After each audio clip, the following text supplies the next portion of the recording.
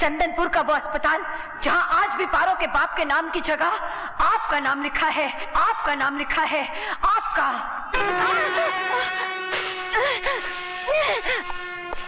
कमीनी, हमने तेरे साथ जवानी की रंगीन रातें बिताई थी तो तेरे बिस्तर पर रंगीन नोट भी बिछाए थे। तेरी हर गर्मा गर्म सांस की हमने गर्मा गर्म कीमत भी अदा की थी और तू हमारी उन मेहरबानियों को काले कर्मों का नाम देकर सरे बाजार ढंडोरा पीटने लगी है। जहरीली नागिन, हमने तेरा फन भी देखा, तेरी फुंकार भी सुनी।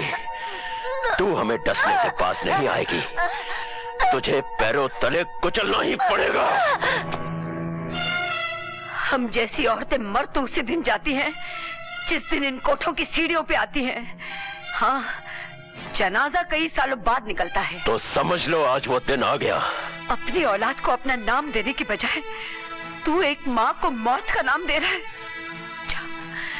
जा, मेरा श्राप है तुझे कि तेरी मौत इतनी घिनौनी होगी, तेरे शरीर से तेरे भयानक पापों की वो बदबू उठेगी कि सारा शहर तेरी लाश पे अपने दरवाजे बंद कर लेगा। तुझे कांधा देने वाला भी कोई नहीं होगा। राणा, माँ जी, मैं शंकर हूँ, दरवाजा खोलो। नागिन, लगता है ये भी किसी सांप का सपोला है। जा जाकर दरवाजा खोल। लेकिन अगर तूने जुबान खोली तो पहली गोली शंकर के सीने के पार होगी, दूसरी तेरे और तीसरी तेरी बेटी पारो के सीने में। जा। माजी, शंकर बेटा तुम? माजी, शंकर की जिंदगी एक तलाश थी। मैं जी रहा था किसी को मौत का तमाशा दिखाने के लिए। मैं कुछ समझी नहीं बेटा। तुमने भरी महफिल में चंदनपुर का नाम लिया था और मुझे चंदनपुर के एक जले हुए चेहरे के बारे में जानना है। तुम किस चेहरे की बात कर रहे हो बेटा? मैं कुछ नहीं जानती। मैं उस जले हुए चेहरे की बात कर रहा हूं जिसने हमारी तकदीरें जला दी। चंदनपुर के ठाकुर का वो जला हुआ चेहरा, जिसके चेहरे पर एक नकली आंख थी, सर पर लंबे बाल थे, उस चेहरे की बात कर रहा हूं। नहीं बेटा, मैं ऐसे किसी ठाकुर को नहीं जानती। ये तुम नहीं माँ जी, उसका डर बोल रहा है। लेकिन शंकर तुम्हारी रक्षा करेगा। सिर्फ एक बार मुझे एक बार बता दो, कौन है वो? मैंने कह दिया ना कि मैं ऐसे किसी ठाकुर को नहीं जानती। लेकिन मैं तुम्हें अच्छी तरह से पहचानता हूं। जिस तरह उस रात मेरी एक आंख में उसकी शक्ल छप गई थी और दूसरी आंख में तुम्हारी। तुम्हें वो किस्सा जरूर याद होगा जिस रात एक 12 साल के बच्चे ने चंदनपुर के ठाकुर के चेहरे पर एक जलती हुई चीता की लकड़ी दाग दी थी। याद है?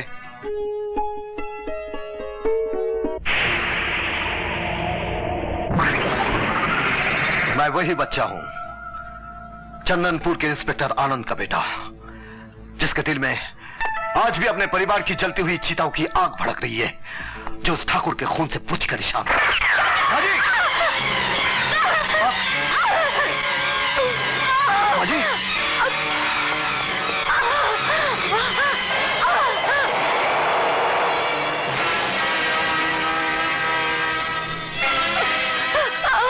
माजी, माजी, बोलो माजी, बोलो, बोलो माजी।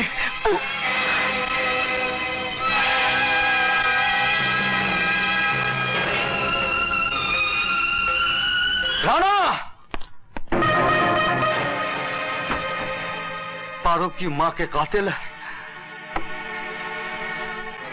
शंकर, बोल, पारो की मां का खून तूने क्यों किया? बोल। नहीं शंकर, एसीपी साहब, जब तक ये चंपाबाई के खून को कबूल नहीं करेगा मैं इसे छोड़ूंगा नहीं। क्या सबूत है तुम्हारे पास? सबूत है, क्योंकि चंपाबाई चंदनपुर गांव के ठाकुर की खास वकील थी और वो ठाकुर जिसका चेहरा मैंने अपने माँ बाप की चिता की जलती हुई लकड़ी से जलाया था, वो मुझे मेरे परिवार के कत्ल का पता बताने वाली थी, लेकिन इस राणा ने उसका खून को तुम्हें तुम्हारी बहन पारो की कसम, कानून को अपने हाथ में मत लो। अगर इन्होंने गुनाह किया है तो इन्हें सजा जरूर मिलेगी। राणा साहब, जब तक चंपा का कातिल पकड़ा नहीं जाता आप ये शहर छोड़कर नहीं जाएंगे, समझे आप? चलो मेरे साथ, चलो। पानी सर के बहुत ऊंचा हो गया है, अब तो इसको भी इसके माँ बाप के पास पहुंचाना होगा।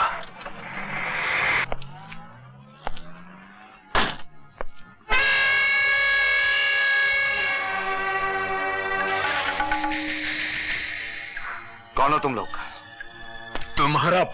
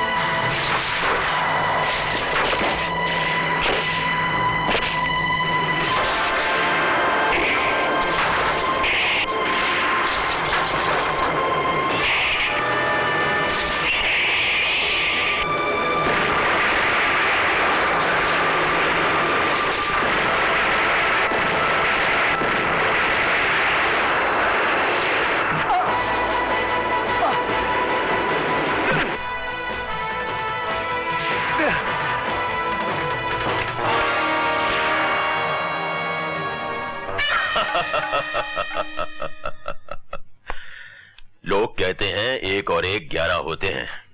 सही कहते हैं। मेरे 2 दुश्मन 11 के बराबर थे।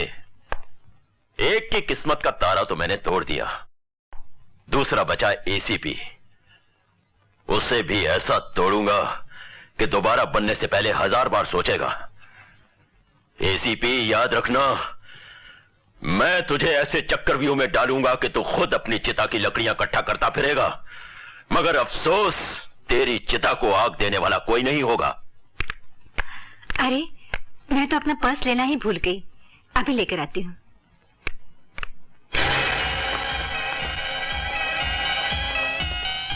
अरे पारो भाई, ये क्या?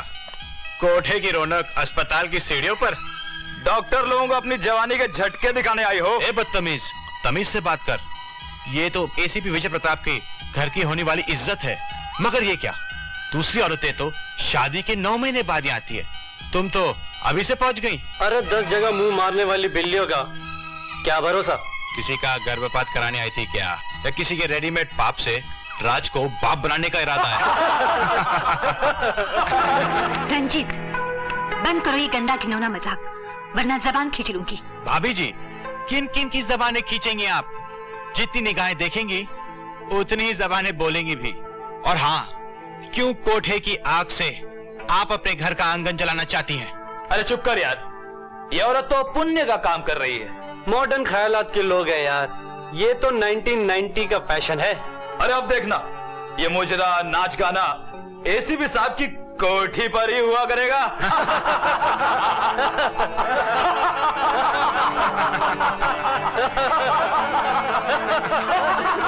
चलो पारो बेटी।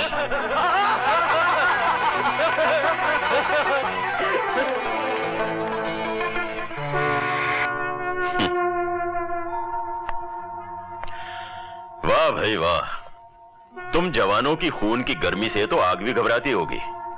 शाबाश, हमने जैसा कहा था तुमने वैसा ही कर दिखाया। अंकल, जरा सी हिम्मत और ताकत और दे दो हमें, फिर देखना कि सारा शहर एसीपी के मुंह पे थूकने लगेगा। तब तो हमारे दामाद बनने का सेहरा तुम जैसे बेबाक जवान के सर पर ही होना चाहिए। उस 2 कौड़ी के रंजीत की ये मजाल कि उसने मेरी दोस्ती पर ऐसा जूता मारा। मैं उसे राज, राज रुक जाओ राज। नहीं भाभी माँ, जिस तरह रंजीत आप लोगों की इज्जत से खेला है, मैं उसी तरह उसके खून से होली खेलूंगा। भाभी हट जाओ।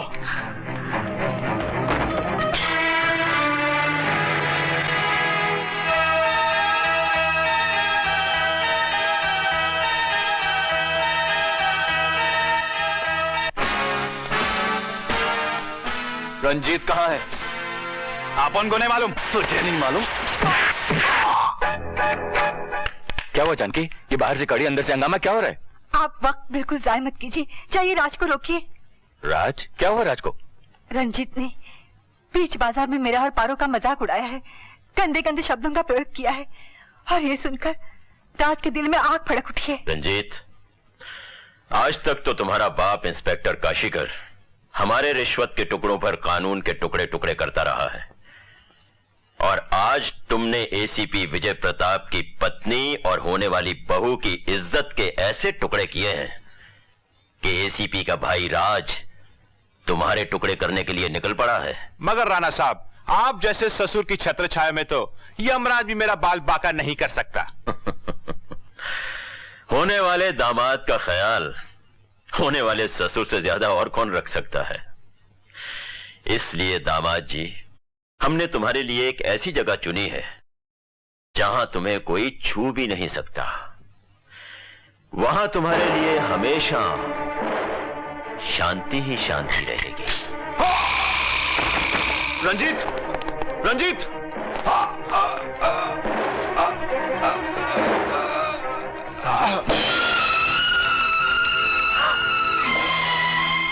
राज, राज, ये क्या किया तुमने? नहीं भैया, ये मैंने नहीं। जब मैं आया तो पहले से ही ये इसे... नहीं, नहीं राज, अब तो इसका फैसला अदालत ही करेगी।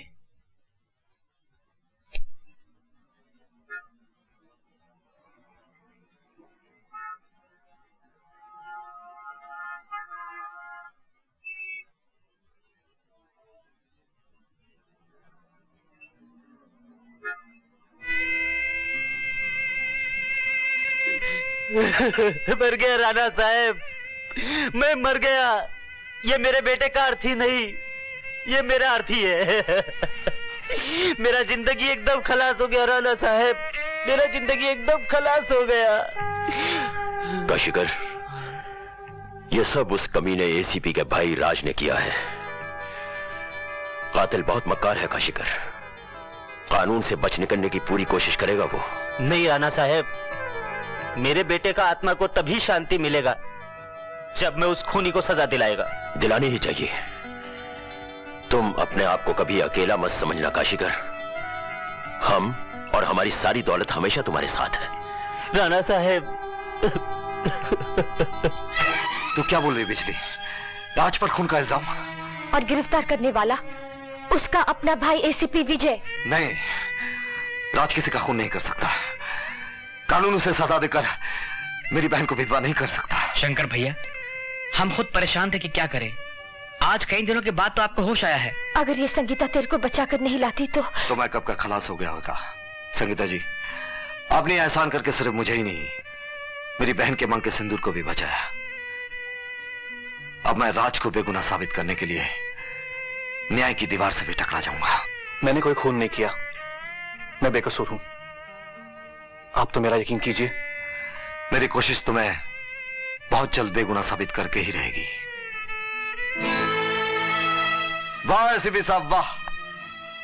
सलाम करता हूं आपको, आपके उसूलों को, आपके आदर्शों को।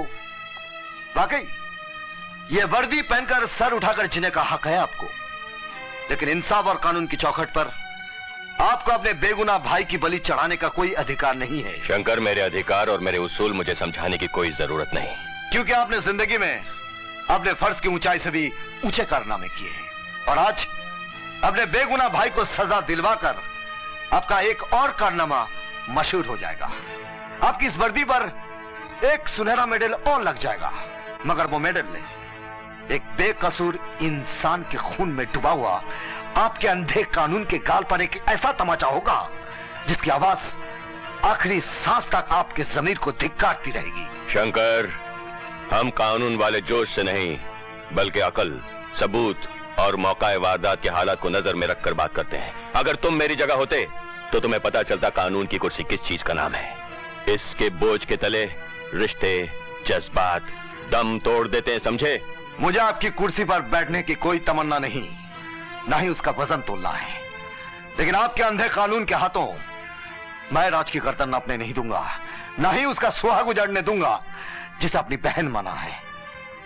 आपका कानून जिंदा रहे या ना रहे, मैं अपने मरते दम तक मेरी बहन के सुहाग राज को मरने नहीं दूंगा।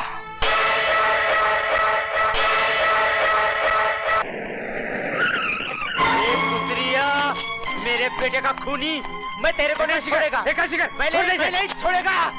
मैं तेरे को एक दिन खलास करेगा। कब तक बचेगा? जानकी देवी, क्या यह सच नहीं है कि आपके देवर राजू ने आपके सामने चिल्लाकर कहा था कि मैं रंजीत को जिंदा नहीं छोड़ूंगा, उसका खून कर दूंगा? बोलिए, मकतूल ने यह कहा था कि नहीं? बोलिए, बोलिए। हाँ जज साहब, ये सब कुछ मेरे सामने हुआ।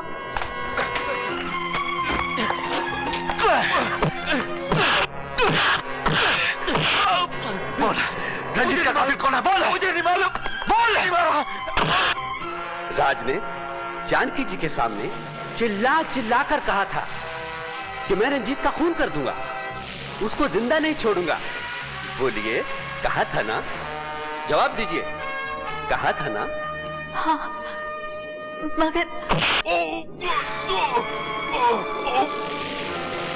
मुझे नहीं मालूम। रंजीत का असली कातिल कौन है?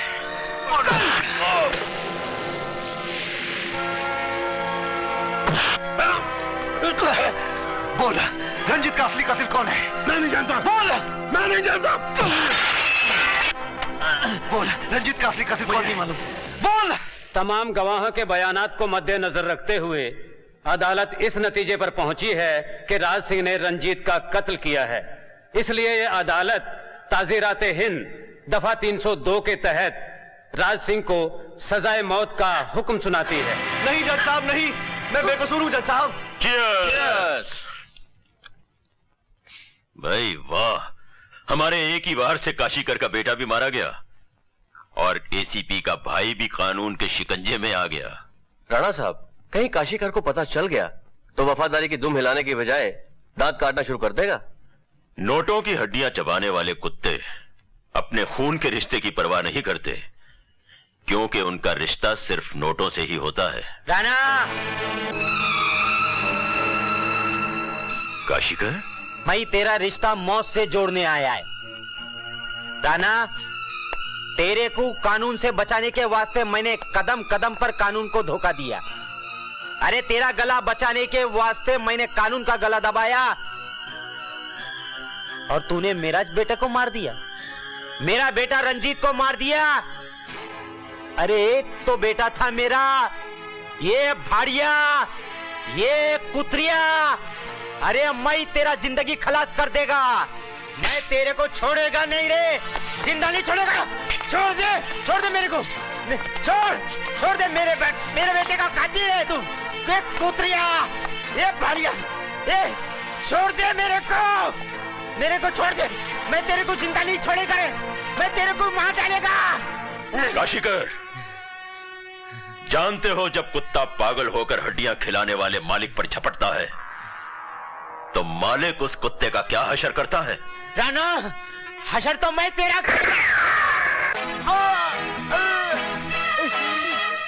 राणा, मेरा वफादारी का बदला बराबर दिया रे। डैडी, नहीं राणा, नहीं तू नहीं जा सकता राणा। राणा, काशीकर, क्या हो गया तुम्हें? किसने की तुम्हारी हालत? राणा ने मेरे बेटे रंजीत को मारा। कहाँ राणा? कहाँ है? वो शहर छोड़ के जा रहा है। उसे रोकने का काम सिर्फ एसीपी साहब कर सकते हैं।